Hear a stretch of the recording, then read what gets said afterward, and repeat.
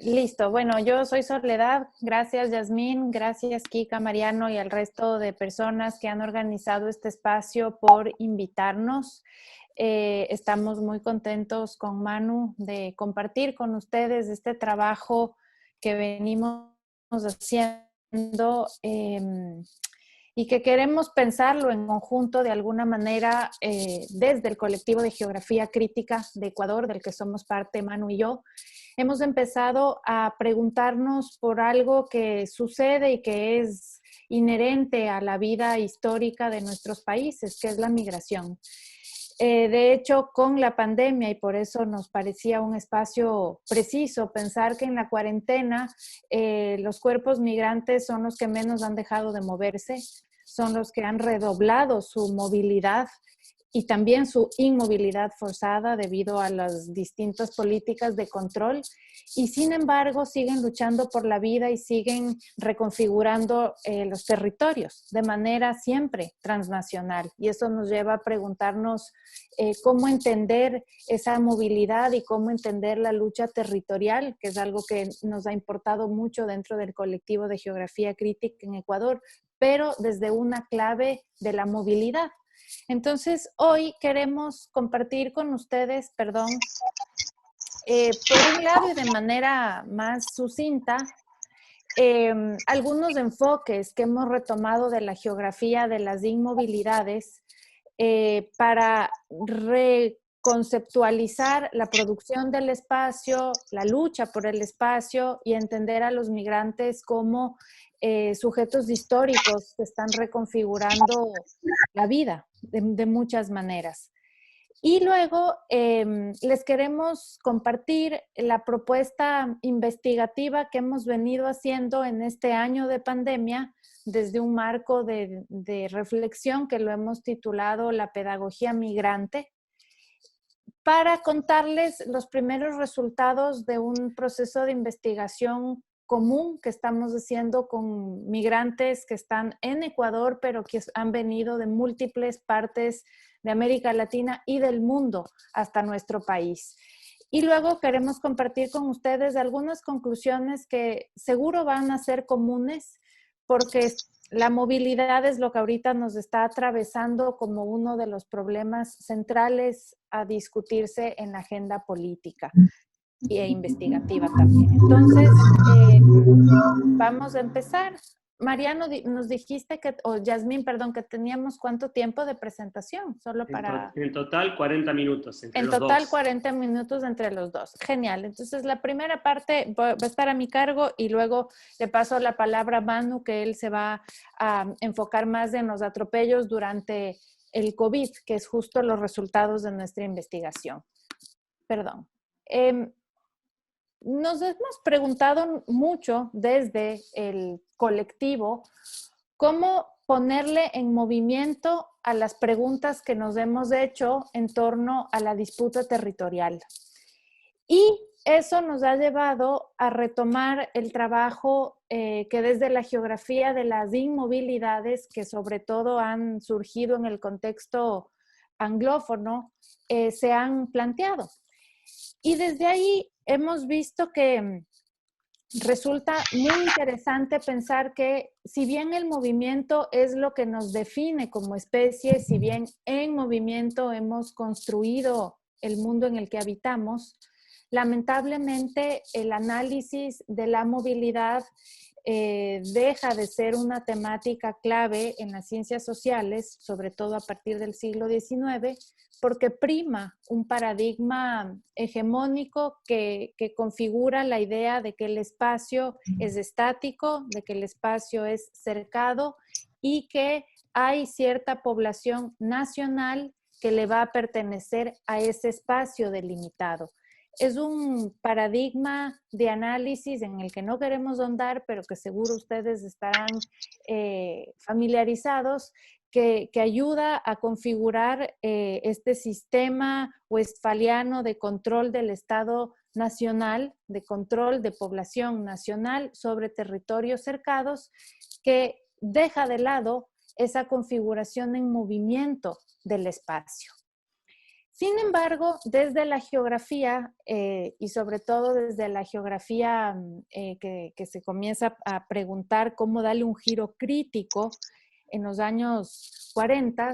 se plantea, siguiendo a Pierce Crow, cómo la geografía debería dejar de ser estática, porque el movimiento de los seres humanos es lo que continuamente está transformando al espacio. En ese entonces, Crow ya planteaba que si la geografía iba a dar un giro radical, tendría que ser enfocándose tanto en sujetos como en objetos en movimiento.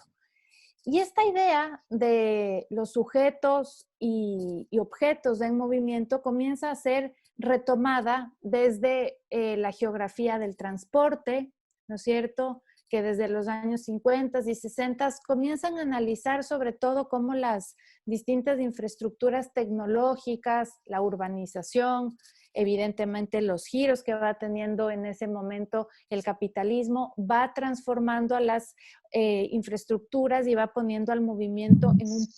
en un punto central. Y por otro lado, a partir de los años 70 en adelante, la geografía comienza a retomar todo ese giro mucho más crítico en torno a la producción social del espacio para ponerse a pensar cómo el movimiento produce espacio. Y es a partir de los años 90, con el giro que se da, el giro epistemológico que se da en las ciencias sociales hacia la movilidad, cuando esta perspectiva analítica en torno a entender al movimiento ya no disociado del espacio, sino como productor del espacio, se pone en el corazón del análisis de la geografía de la movilidad. Y eso tiene una razón contextual. A partir de los 70 en adelante, como bien saben ustedes, junto con la revolución tecnológica, en todo lo que tiene que ver con infraestructuras de comunicación, de transporte, la revolución digital, el cambio del modelo de acumulación hacia un capitalismo flexible, deslocalizado hacia la industria, hacia la financiarización y además hacia un proceso de acumulación por desposesión que supone la hiperconectividad y la hiperaceleración de los procesos de producción y acumulación, el movimiento y la configuración de estas logísticas físicas, digitales, para sostener el movimiento transnacional se vuelve importantísimo. A partir de los 90, cuando se da ese giro epistemológico hacia la movilidad, en realidad se ha configurado esta noción de la sociedad en red que tanto analiza Manuel Castells, y entonces se vuelve importantísimo comenzar a plantearse cómo esa movilidad y la inmovilidad a la vez, en una relación más dialéctica, de personas, de capital y también de mercancías, está transformando el espacio de manera multiescalar. Este mapa que nosotros hemos retomado de otros centros geográficos de análisis, de alguna manera capturan cómo el mundo está interconectado, y esa idea de la interconexión que evidentemente viene desde los orígenes mismos del capitalismo y la configuración del sistema mundo, no se puede entender sin la movilidad. Es un mundo donde el transporte, las logísticas de comunicación y la movilidad de la gente por 6 siglos lo ha estado interconectando. Entonces, dentro de este nuevo paradigma y dentro de esta idea de la sociedad en red y de la sociedad que está completamente atravesada por la movilidad, se da este giro que es en el que nosotros desde el colectivo de Geografía Crítica nos hemos querido alinear y poner en diálogo y también repensar lo que está sucediendo en las Américas. Por un lado, nos parece completamente pertinente pensar que la producción del espacio, más allá de ser visto como un contenedor de relaciones sociales, debe ser entendido como un producto de fuerzas sociales donde el movimiento es una de esas fuerzas determinantes es una práctica social e histórica que de manera desigual produce y reproduce el espacio. Esa práctica es encarnada, ¿no es cierto? Es relacional y por lo tanto supone que está cargada de relaciones de poder que hace que la movilidad y la inmovilidad sea experimentada de distintas maneras, en distintas infraestructuras, por distintos tipos de cuerpos. Y aquí ya empieza a traslucirse cómo hay una multiescalaridad en esa movilidad que va transformando el espacio desde el espacio individual al espacio local, al nacional, al regional y al global. Y eso es lo que nos hemos estado preguntando dentro del colectivo para entender a la luz de esta misma propuesta que hacen varios geógrafos de la movilidad como Tim Kressel o Peter Addy y Mimi Schiller sobre cómo entender esta dialéctica de movilidad e inmovilidad para comprender un mundo que se está reconfigurando continuamente. En esa dialéctica de movilidad e inmovilidad, por supuesto, frenar el movimiento de ciertos cuerpos y acelerar el movimiento de otros es determinante. Y es determinante no solo para la configuración del sistema estatal contemporáneo, sino también para el sostenimiento del proceso de acumulación por desposesión del capitalismo neoliberal. En ese sentido, producir cuerpos como los de los migrantes indocumentados, despojados de derechos a los que se acelera su movilidad para que ocupen nichos laborales específicos, es un elemento determinante para entender cómo funciona el mundo hoy. Y a la vez saber que existen otras infraestructuras de movilidad que permiten el movimiento de ciertos ciudadanos privilegiados, ciudadanos de primera y segunda categoría, también nos da cuenta cómo esa desigualdad es la que está primando. Entonces, en el marco de esta breve introducción teórica, evidentemente hay toda una lectura de que la movilidad debe ser también entendida como una respuesta histórica y política por la vida. Y en ese sentido, ante el salvaje despojo neoliberal que se ha venido dando en estas últimas 4 décadas, entender que esos cuerpos en movimiento son cuerpos que luchan por la vida a través de espacios nacionales ha sido una pregunta que le ha importado mucho a toda una corriente de estudios migratorios críticos y en ese sentido el trabajo que se ha hecho, por ejemplo, en México y en Centroamérica en general para entender la movilidad de cuerpos migrantes ha sido muy importante y nosotros desde el colectivo de Geografía Crítica también hemos adoptado esa mirada. En el contexto de la pandemia, evidentemente la pregunta por la inmovilidad y la movilidad de los cuerpos se pone en el centro del debate. La pandemia supone que muchos cuerpos tienen que inmovilizarse para que la salud social retorne y como les decía al inicio,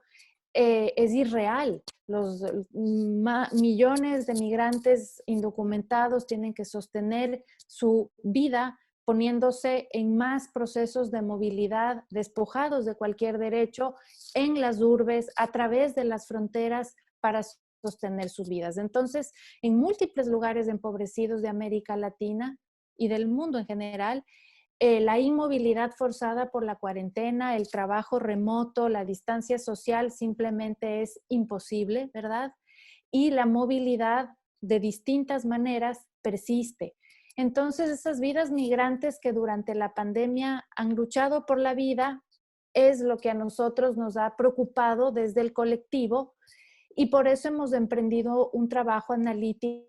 justo ahora en la pandemia. Estas fotos que ustedes están viendo son acá, la que la estoy señalando son de migrantes bolivianos que durante la pandemia decidieron regresar de Chile a Bolivia para encontrar un lugar seguro en casa durante la pandemia. Esta otra son venezolanos que decidieron ponerse en movimiento y regresar desde países andinos a Venezuela, otra vez buscando un lugar seguro de alguna manera para poder sostenerse frente a la pandemia. Y esta última son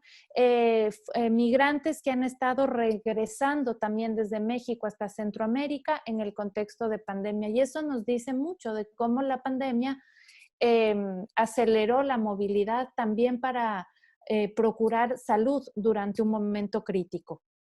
De manera rápida, para ya pasarle la palabra al Manu, a la luz de estos postulados que les vine contando, en el colectivo propusimos la importancia de generar una pedagogía migrante para investigar esta tensión de la que les venía hablando, la tensión entre movilidad y control, la tensión entre movilidad e inmovilidad y poder entender cómo esa práctica es la que transforma los espacios en distintas escalas. A la luz de eso, hemos hecho un trabajo de caso del que Manu les va a hablar ahora mismo, en el que hemos querido entender cómo Ecuador, nuestro país, siendo un país que tiene 6 décadas de migración mayoritariamente Estados Unidos, hoy día recibe a población inmigrante que viene de muchas partes del mundo y mayoritariamente de Venezuela, cómo esa tensión de inmovilidad y control está teniendo lugar ahí y cómo se está reconfigurando con la pandemia. La idea de la pedagogía migrante básicamente retoma el análisis que se ha planteado desde la autonomía de las migraciones para entender que los migrantes son sujetos históricos que lejos de ser víctimas pasivas, homogenizadas, son sujetos políticos con una diversidad de edad, género, orientación sexual, origen étnico, de clase y nacionalidad, que con su movimiento generan respuestas ante la desigualdad sistémica y el control del Estado, pero también generan respuestas cotidianas, una especie de micropolítica de la vida cotidiana para, a través del cuidado, la solidaridad y una serie de otras estrategias que ya les vamos a explicar, sostienen la vida. Y la pedagogía migrante para nosotros es una construcción de conocimiento común en un encuentro con esos sujetos en movimiento. Y ese encuentro en este momento de pandemia nos ha supuesto activar encuentros digitales necesariamente, generar un proceso de viaje a través del espacio digital hacia los lugares de destino de los migrantes ecuatorianos, pero también de los de origen, cuando hemos trabajado con la diáspora que está en Ecuador, y con ellos hemos ido construyendo un método de trabajo donde ellos han aprendido la propuesta analítica que ahora Manu les cuenta, y junto con ellos estamos sistematizando los primeros resultados investigativos que luego más tarde queremos se vuelvan insumos para procurar una justicia migrante en Ecuador, que más allá de la investigación en concreto nos ayude a colocar un reclamo público, una disputa pública frente a una injusticia que se está dando ante la desprotección y despojo de esas vidas móviles en Ecuador, pero también en América Latina en un momento de crisis acumulada como es el que vivimos. Entonces, sin más, le voy a pasar la palabra al Manu para que les cuente qué hicimos en esta propuesta de investigación y qué hemos hallado. Manu. Muchas gracias, Soledad, por lo relatado. Les voy a pedir si me pueden permitir compartir pantalla para poder ir más ágil con la cuestión. Gracias, ahí. Entonces, a partir de esta perspectiva, lo que nos ha parecido muy relevante es el tipo de marco que se generó para actuar en Ecuador ante esta situación. Además, hay que decir en el contexto que en Ecuador ya antes de la pandemia había un plan para realizar expulsiones masivas de población venezolana y eso requería una acción ya antes de la pandemia. La pandemia lo que hace es reconfigurar eso, lo aplaza para el Estado, da algunos plazos extra porque en medio de su propio cierre de fronteras pues iba a ser muy complicado generar expulsiones, pero a partir de ese momento se crea un conglomerado social con las organizaciones de la Iglesia que están pendientes cotidianamente de esta cuestión, que se llaman Red Clamor en Ecuador, y algunas de sus organizaciones con las que trabajan de manera más cotidiana, especialmente con Migrante Universal. Hubo un flujo hay ahora mismo un flujo de diálogo y de conversación para generar esta pedagogía migrante. Entonces, se quería trascender la visión meramente cualitativa y se generó una encuesta que hemos llamado encuesta digital sobre vulneración de derechos a población venezolana ESDE, que logramos en poquitas semanas pues levantar una base de datos, poder realizar pues unas 700 encuestas, y lo más relevante de esto es que más de la mitad fueron realizadas por la propia organización de Migrante Universal, lo cual pues permitió que en un contexto muy complicado para levantar esta información se pudiese por redes de afecto, de contacto, de cuidado, generar esta base de datos que ha sido muy relevante para poder poner encima de la mesa del Estado no solamente cuestiones que normalmente la racionalidad estatal desprecia, como puedan ser pues las percepciones, las vivencias personales de las familias, para poner datos encima de la mesa con los que poder poner pues una dificultad más y denunciar de una manera, con otras metodologías, la inacción estatal. Entonces, pues aquí pueden ver los datos de la encuesta, las personas que se han recogido, la población muy joven que vive sobre todo en Quito y Guayaquil, pero también en otros lugares del Ecuador, y mayoritariamente mujeres que están pues en estas redes de organización y de afecto alrededor de Migrante Universal. Entonces,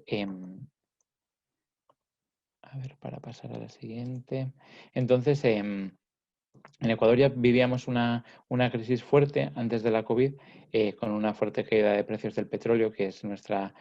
mayor renta que alimenta el presupuesto estatal y que sufre más fluctuaciones, y con un gobierno muy desgastado, con un levantamiento indígena en el mes de octubre que tambaleó la política estatal, y con una progresiva llamada por parte de los poderes fácticos y del Estado hacia buscar un chivo expiatorio que fundamentalmente era la población venezolana. Entonces, en esta crisis se agrava con... Estoy teniendo un problemita. Esta crisis se agrava durante la pandemia. Pues el empleo adecuado, que nos parece uno de los indicadores más relevantes, pues se desploma en 2020, y esto hace que las condiciones de pauperización que ya se vivían se agraven, y que además todo ese dispositivo de xenofobia y de seguritización que se da alrededor de la política ecuatoriana pues se exacerba también. Es en ese contexto en el que consideramos que hay que visibilizar en concreto lo que está pasando durante la pandemia. Y bueno, pues durante los datos que arroja la encuesta son de este tipo, ¿no? Preguntas que hacen ver de una manera muy, muy concreta cuáles están siendo en este caso, por ejemplo, son las vulneraciones de derechos asociadas a la pauperización de la pandemia, ¿no? Pues ha habido, pues sobre todo, gente que se ha quedado sin ningún ingreso, con el porcentaje infinitamente mayor, pero también reducciones de sueldo, despidos intempestivos, reducciones de la jornada. Es decir, esta encuesta lo que nos permite es visibilizar de una manera muy, muy nítida cuáles están siendo la situación real que están viviendo las familias venezolanas en Ecuador. Y nos parecía que toda esta información tenía que tener lenguajes que permitan una incidencia política pues muy fuerte en el contexto ecuatoriano. Entonces, una de las metodologías con las que trabajamos mucho en el colectivo es con generar infografías que muestren tanto datos como relatos y cartografía de una manera pues muy, muy visual, que pueda trascender pues el círculo de activistas y de personas sensibles, y que trascienda a los medios de comunicación, que trascienda a las redes sociales, que generan opinión, etcétera. Entonces, pues uno de los grandes ejes que hemos trabajado en la pandemia pues es como la vida precarizada que ya existía antes de la pandemia pues está agravando de una manera muy fuerte. Entonces, en ese contexto, pues le estamos llamando la uberización del trabajo de las personas que están en movilidad humana.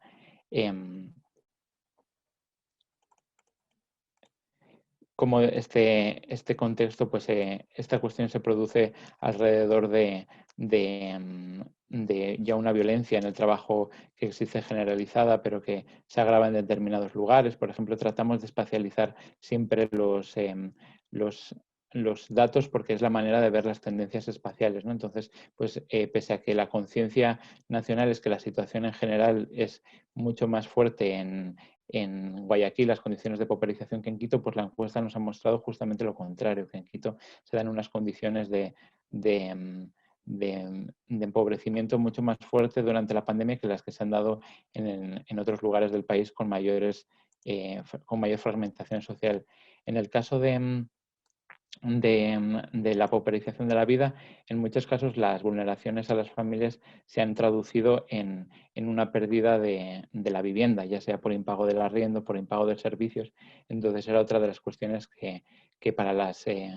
personas que trabajan en la red Clamor y que son parte de Migrante Universal, pues son temas cruciales. Ahora mismo pues están pasando a callejizar a la población ecuatoriana, a la población venezolana en Ecuador, por toda esta pauperización que se ha dado de la vida y por la precarización que se da en los espacios de trabajo. También hay unas fuertes inequidades dentro del país. En este caso podemos ver que también es un dato que nos llamó la atención, cómo la pauperización de la vida más cotidiana se está dando sobre todo en espacios que no son Quito ni Guayaquil, sino en ciudades intermedias. De la misma manera, con los datos de migración en reversa también hemos podido ver que ha sido una de las cuestiones en las que se han expresado más los datos de cómo está la pandemia. En este caso, pues con, con muchas opciones de vida que pasan por atravesar las fronteras de vuelta a Venezuela, como comentaba Soledad, pero en un contexto en el que tanto la frontera ecuatoriana como colombiana se ha convertido en una fuente de vulneraciones en la reactivación de todos esos espacios informales por los que la gente tiene que pasar en ausencia de una regularización de las necesidades y de la expresión de la pandemia, que es regresar al espacio de seguridad y afectivo. Hemos visto cómo se han levantado fronteras de nuevo impermeables en el caso de las fronteras entre Colombia, Ecuador y Perú, pero también pues hemos visto que muchas de las personas están teniendo que regresar por Colombia y por Brasil, que ha sido una frontera algo más porosa. Entonces, pues todas estas cuestiones nos parecen que relatan cómo desde la población en movilidad se está expresando toda esta cuestión y lo que les decía, el cómo se ha reforzado en los últimos años un dispositivo de racismo y xenofobia que es percibido, pero que tiene una intensidad muy fuerte pues, en los ámbitos del trabajo, de la vivienda, del trato igualitario en la sociedad. Entonces, todos estos datos que nos arroja la pandemia para acercarnos a la temática de cómo se están reconfigurando los movimientos sociales, pues algo que a través de todo el trabajo que Soledad ha traído al colectivo nos parece muy relevante entender toda esta movilidad como un movimiento social en sí mismo, ¿no? Como pues hay una ausencia total de atención por parte del Estado en todo lo que tiene que ver con esta crisis multiescalares que se están dando, ¿no? En la escala del trabajo, en la escala de la vivienda, pero lo que podemos ver es que los mayores porcentajes de atención, pues sí hay un porcentaje de atención por parte de ONGs, por parte de agencias internacionales, pero sobre todo la atención la están dando las propias asociaciones de migrantes a las personas. Este es el dato que nos parece más relevante, que entre las personas que tienen un desabastecimiento más fuerte de muchos ámbitos de su vida, quienes están emergiendo son las propias organizaciones de inmigrantes que se configuran en medio de toda esta movilidad, en medio de toda esta dificultad para entrar en contacto, más aún en medio de una pandemia, pero cómo se reconfiguran las redes de afecto y de cuidado, pues es lo que está permitiendo a la gran mayoría de familias en dificultades sobrevivir. Ahí emergen algunas cuestiones que nos han parecido pues, muy interesantes en el diálogo con Migrante Universal, que tiene que ver con cómo se está configurando una epidemiología popular ante la inacción del sistema público de salud y el colapso que ha vivido en los últimos meses, cómo se están pues, dando redes de sostenimiento de la vida en esos ámbitos, como por la imposibilidad en muchos casos de generar trabajo callejizado, que es lo que vemos en los datos que la crisis ha fomentado, pues cómo se dan redes de chauchas, de pequeños trabajos esporádicos también en el trabajo digital, como pues en uno de los lugares donde se está dando una mayor movilización, porque es uno de los lugares donde más violencia laboral está habiendo, que es en estas redes de petición de comida online en Globo, en Uber, que son las dos que funcionan más en Ecuador, como pues está habiendo toda unas prácticas de solidaridad entre trabajadores y una organización en términos sindicales, pero en una lógica de conformación de aparatos no sindicales desde un punto de vista formal y clásico, sino pues cómo se dan préstamos de cuentas, cómo se dan activaciones de reclamaciones salariales, de reclamaciones también de equipos de salud, es decir, cómo se configura todo un intento de mejora de las condiciones laborales y lo que les decíamos, el retorno a Venezuela como única respuesta cuando las condiciones ya son inaguantables. Entonces, aunque la encuesta ha sido con personas de Venezuela, especialmente, pero como pues hemos estado haciendo acercamientos a todas otras experiencias migratorias. Como les decía, Soledad, Ecuador ha sido un patrón con un país con un patrón migratorio muy diverso y se ha configurado también como país de refugio, como país de paso, y eso ha hecho pues que haya personas de Haití, de Nigeria o de Pakistán que también están presentes en este trabajo, y como también en esas nacionalidades que tienen pues fuentes y formas de discriminación específicas, como se está dando también una serie de redes de apoyo mutuo, de afecto y de configuración de movimientos sociales en medio de esta precariedad y de esta movilidad. Así que solamente para finalizar esta parte, pues poner como mucha énfasis a cómo en cada espacio de movilización, en cada espacio de mejora de la vida se configuran micro movimientos sociales que van configurando toda una red de disputas, ¿no? Cómo se dan disputas en los lugares donde hay que pasar las fronteras, cómo se dan una serie de disputas en los lugares donde hay confinamientos impuestos, violencia policial callejera, violencia laboral por parte de los patrones que utilizan estas redes de Globo y Uber, es decir, cómo en cada espacio donde se está reafirmando todas estas violencias que han sido muy fuertes en estos meses, están emergiendo espacios de lucha también.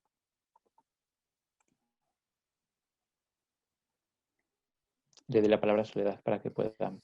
concluir. Gracias, Manu.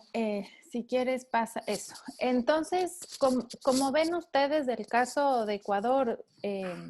resulta ilustrador frente a una realidad en movimiento. De algún modo,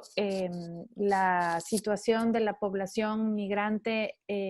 en Ecuador no es ajena a la situación que se están viviendo en muchos otros países de América Latina, porque nuestros países, por lo menos desde la década pasada, se han convertido de manera generalizada en países que reciben inmigrantes no solo regionales, sino también de otras partes del mundo, sosteniendo a la vez su propia condición como países emisores de migrantes. Y eso nos supone que al interior de esos espacios nacionales que para nada están cercados, que para nada son fijos, hay una problemática de movimiento, de movilidad y de inmovilidad constante. Quizás uno de los elementos reveladores del trabajo que hemos hecho y que además se constata con lo que están haciendo otros colectivos en América Latina es constatar que la desposesión de derechos a población migrante regional y extracontinental es un común en nuestras realidades latinoamericanas. Hemos visto que la pandemia ha servido como un escenario perfecto para que una serie de medidas excepcionales a nombre de la salud social se tomen, y entre esas están un abierto giro antimigrante en varios países de la región como Colombia, Ecuador, Chile, Perú, y evidentemente Estados Unidos a la cabeza con su política externalizada para México y Centroamérica, se están en este momento discutiendo cambios legales en las políticas migratorias para acelerar detenciones, deportaciones, cierres de fronteras y de hecho algo que ha sido muy llamativo es que de manera común en los países latinoamericanos, a pesar de que recibimos población inmigrante de tantos lugares, no se han gestado políticas de cuidado específicamente orientadas a población inmigrante y refugiada que viven en nuestras ciudades. Eso les coloca en una situación límite que hoy día exacerba esa condición de desprotección, exacerba la explotación laboral que los migrantes están teniendo que enfrentar y exacerba sin lugar a dudas el despojo y la inexistencia de un lugar para sostener la vida de manera segura. De ahí que para nosotros el trabajo que estamos haciendo, si bien refleja la realidad de Ecuador, no queremos que solamente sea, no creemos además que solamente sea una lucha nacional. Es siempre una lucha transnacional por una justicia que tiene que darse a escala transnacional porque se trata de población, como Manu ya les dijo, venezolana que en Ecuador está siendo despojada de derechos, pero también nigeriana, también haitiana, incluso también de la región muy cercana, colombiana, etcétera, que no está siendo protegida en sus derechos. Por lo tanto, creemos que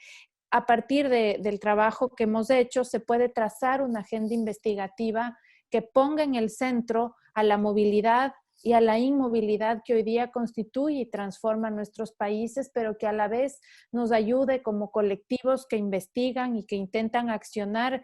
campañas de concientización y de militancia a favor de la lucha migrante, debe ser una agenda transnacional. También hemos visto, y en eso se refuerza el trabajo de investigación, que la movilidad, a pesar de la pandemia y a pesar del control redoblado de las fronteras e incluso de la militarización de fronteras en varios países de América Latina, la movilidad sigue siendo una respuesta para proteger la vida. Eso se está dando en la migración en reversa de venezolanos que vuelven a su país, pero también de bolivianos que han decidido retornar a Bolivia, de peruanos que han decidido regresar a su país de origen e incluso de migrantes del campo que desde las grandes ciudades de América Latina están volviendo al campo para encontrar espacios seguros. Entonces, esto nos lleva a nosotros al interior del colectivo, y seguro es una pregunta común, a repensar la lucha por el territorio, porque son cuerpos en movimiento que se desplazan por múltiples escalas espaciales para luchar por la vida. De ahí que continuamente con el Manu y con el resto de compañeros del colectivo estamos siempre pensando cómo a la comprensión de los espacios territoriales en América Latina, que ha sido una temática de análisis y de politización muy grande en la agenda reciente, cómo ponemos en movimiento esas agendas y cómo entendemos el movimiento ahí. Y por último, creemos que un punto importantísimo es entender que durante la pandemia, los migrantes, al estar despojados de los derechos más básicos, han tenido que redoblar eso que Manu ya les contaba, la epidemiología popular migrante, que son formas de cuidado diversas, porque por supuesto aquellas que vienen desde las directrices de los ministerios de salud o de la OPS o de la OMS, no les alcanza, no les sirve por la condición precarizada en la que están. Y esa epidemiología popular migrante es la que vemos que son formas de resistencia, son micro formas de resistencia políticas, pero que dan cuenta de una manera de resistir y de combatir a un despojo abierto en el neoliberalismo contemporáneo. Una de esas son las protestas que se han dado,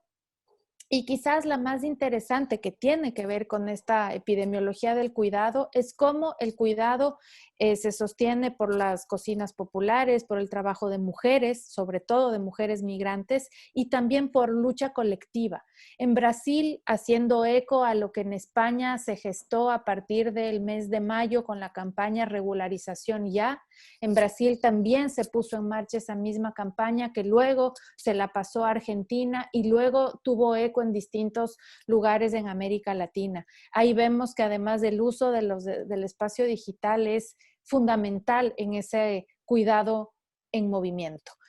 Con esto creo que vamos a cerrar para abrir preguntas con ustedes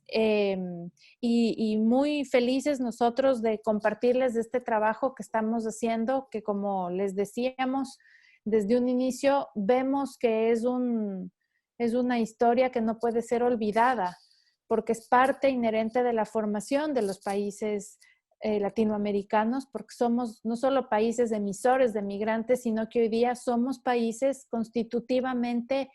de inmigrantes y de también gente en tránsito, en movimiento. Entonces, esa movilidad nos constituye y creo que politizarla es de alguna manera nuestro mayor desafío.